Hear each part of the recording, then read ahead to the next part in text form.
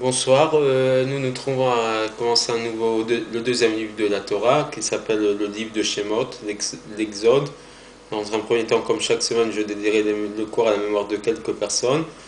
Donc la première personne, c'est une femme de 95 ans qui nous a quittés d'origine algérienne, pas très loin d'Oran, donc ce qui est pour moi quelque chose de particulier. Donc elle s'appelle Julie Simcha Bat Frecha. Donc je souhaite beaucoup de courage à ses enfants. La deuxième personne, c'est un monsieur sur lequel on va dès demain soir commémorer la Shiva, la semaine de deuil, qui s'appelle Alexis Semach Ben Abraham, aussi de la région de Tlemcen. Et enfin, je terminerai par cette femme aussi de très grande qualité qui s'appelle Yvonne Yosefa Badbeya, dont ça sera en fin de semaine des Shiva. Pour toutes ces familles, bien évidemment, je leur souhaite beaucoup de courage, beaucoup de force dans ces épreuves et on les accompagne avec ces paroles de Torah.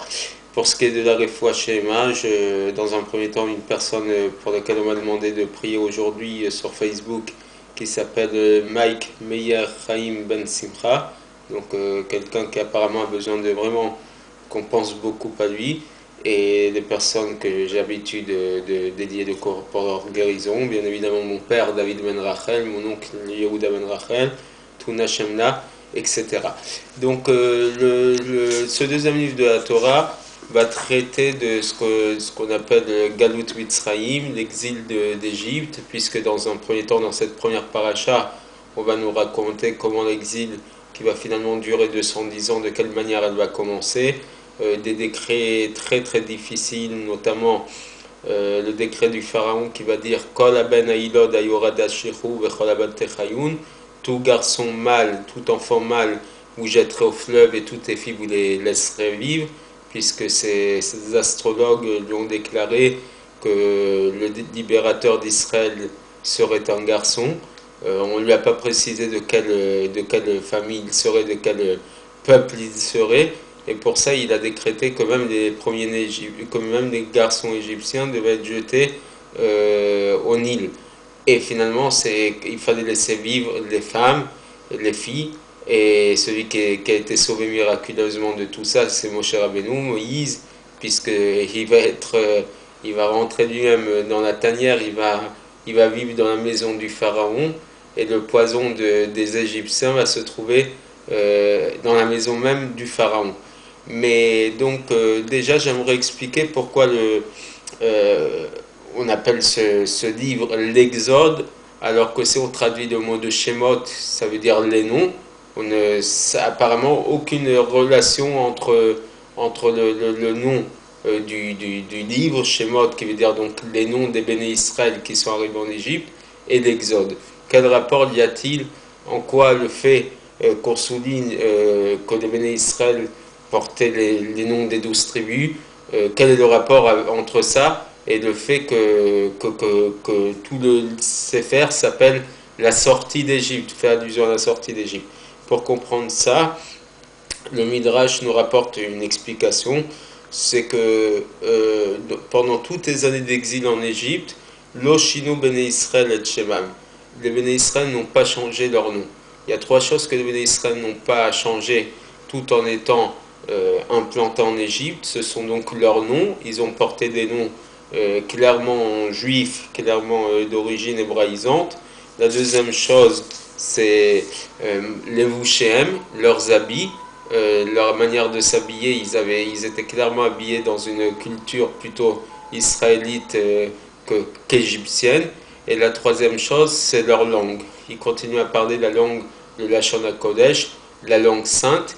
Et dans ce cadre-là, ils ne se sont pas totalement assimilés aux Égyptiens, bien que Canon Midrash nous dit que les Égyptiens, au moment où Pharaon il va dire, mais ils ont tendance à pulluler dans ce pays.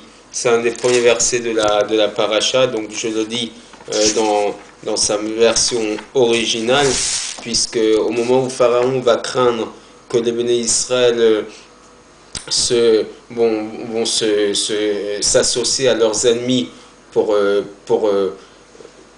tout simplement combattre l'Égypte, qu'est-ce qu'il va dire? Iné am Béné Israël, Rav ve'atzum mimenu. Voici que le peuple des Béné Israël est particulièrement nombreux et puissant. Mais or, il n'était que 600 000 personnes. Et le Midrash nous dit la raison pour laquelle les Égyptiens ont considéré le peuple d'Israël comme étant particulièrement fort et en grand nombre, c'est parce que partout où il y avait des spectacles, les mêmes Béné Israël se rendaient. Là, dans les arènes égyptiennes, il y avait souvent des Juifs. Dans les spectacles musicaux, les Juifs se trouvaient aussi là-bas. Et Pharaon croyait qu'il y avait tellement de Juifs. Et comme c'est drôle, aujourd'hui, les goïms dans le monde ont l'impression que le Béné Israël se chiffre en plusieurs centaines de millions de personnes, voire pas loin du milliard. Or, nous ne sommes que 18 à 20 millions, et encore je suis large, de population juive mondiale. Et comme par hasard, on a l'impression que les Juifs sont clairement partout et trop nombreux. Hein? Donc franchement, la force de Béné Israël, c'est donc d'avoir un nom qui est toujours porté le même prénom. Même si on a tendance à s'assimiler, à porter des noms civils et laïques, mais notre prénom juif, c'est quelque chose qui est proche, fort pour nous, et ce sont des choses que l'on montre à chaque fois dans des situations d'importance. Mais finalement, que représente le nom? Comme l'explique la Chassidoute, le nom n'est qu'une partie superficielle de l'homme, puisqu'un nom ne sert qu'à pouvoir communiquer. À travers le nom d'une personne, on sait de qui on parle, mais le nom ne représente pas l'essence de la personne. L'homme lui-même n'a pas besoin de nom, de prénom en tant que tel. Intérieurement, ce n'est pas son prénom qui change sa personnalité. Le nom ne sert qu'à ce que son prochain, quelqu'un d'autre, puisse l'appeler, puisse créer un lien avec cette personne. Alors que, et ça on peut l'apprendre même du verset, Meler Shemon Ikra Alehem. Le roi, c'est son nom qui montre qui il est. C'est vrai que dans un peuple, quand on parle du roi, en l'appelant par son nom, on comprend l'autorité du roi, on comprend le pouvoir du roi. Mais finalement, qu'il porte tel ou tel autre prénom, ça ne change rien à sa personnalité. Et finalement, dans une certaine mesure, c'est aussi la situation des Neshamot d'Israël, des âmes juives, qui sont descendues dans ce monde. La Neshama qui habite dans un corps matériel, elle est finalement, comme son nom, qui est une lumière superficielle et englobante simplement, par rapport à l'essence même de l'âme qui reste en haut. L'essence de l'âme, elle reste près d'Hachem, et il n'y a une certaine lumière, un certain développement de cette âme qui descend dans le corps. Mais l'âme en tant que telle reste clairement attachée et liée à Dieu. Et c'est ça que la Torah veut faire allusion avec les mots Ve'ele Shemot Bnei Israël Abayim Mitzrayimah. Voici les prénoms, les noms des Béné Israël tels qu'ils sont descendus en Égypte. Le nom de Mitzrayim, qui veut dire limite, étymologiquement Mitzrayim, Égypte, vient du mot Metzarim, les étroitesses, les limites. C'est-à-dire que ça fait allusion à la limite et de ce monde. Mais c'est seulement la luminosité, donc l'essence superficielle de l'âme juive, qui est descendue en Égypte dans les limites, les étroitesses du corps. Mais la Neshama en tant que telle, donc l'essence même de la Neshama, de l'âme, elle reste elle, avec toute sa puissance et toutes ses possibilités, attachée à Dieu. La Neshama même ne descend pas, elle, en galoute, en exil. Elle n'est pas, elle, limitée par les limites du temps et de l'espace et du temps, d'accord? Elle reste, elle, Batrorin, clairement libre. Et c'est pour ça qu'elle a la possibilité d'apporter à la Neshama qui se trouve dans le corps une très grande puissance et des capacités extraordinaires qui ne peuvent pas, elles, être embêtées par les différentes limites, les différentes épreuves de la vie. Mais elle peut permettre justement à ce corps un peu de s'élever, revenir vers Dieu. Et c'est comme ça qu'avec cette force-là que les béné Israël ont pu passer toutes les difficultés de l'exil et de rester aussi fidèles et aussi croyants en leur judaïsme et même garder leur nom d'origine. C'est aussi le lien. Donc et à partir de là, nous avons un enseignement éternel. Que Dieu préserve, qu'on tombe devant les difficultés, devant les épreuves. Que Dieu préserve aussi de perdre espoir. On doit toujours se rappeler que la Neshama, elle n'est jamais descendue en exil. La Neshama ne peut donc pas être soumise aux épreuves de l'exil, et c'est elle qui nous permet de prendre des forces, de ne pas être impressionné par les difficultés de ce monde, mais de toujours remplir la volonté de Dieu jusqu'à la Géoula, la prochaine délivrance. Mais je terminerai juste en disant que avant que les béné Israël, avant que nous racontons l'histoire donc de Moshe Rabbeinu, puisqu'on va faire une petite parenthèse dans l'histoire de Moïse. Dans un premier temps, la paracha va nous raconter que Moshe va naître, que sa maison va se remplir de lumière dès que cette Neshama, cette âme va descendre sur terre.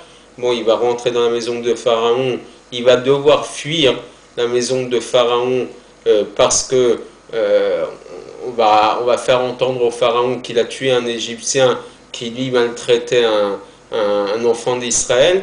Et pendant un moment, on va faire une parenthèse dans l'histoire de Moïse pour nous raconter les turpitudes, les difficultés d'Israël en exil.